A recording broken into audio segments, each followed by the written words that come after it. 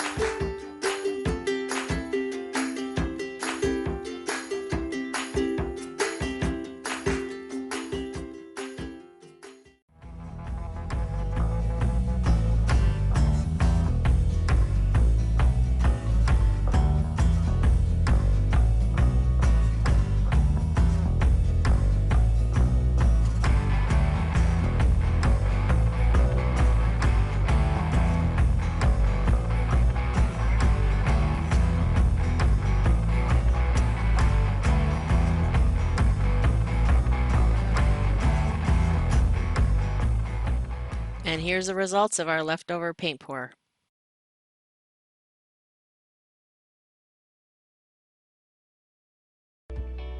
Thanks for sharing your time with me today.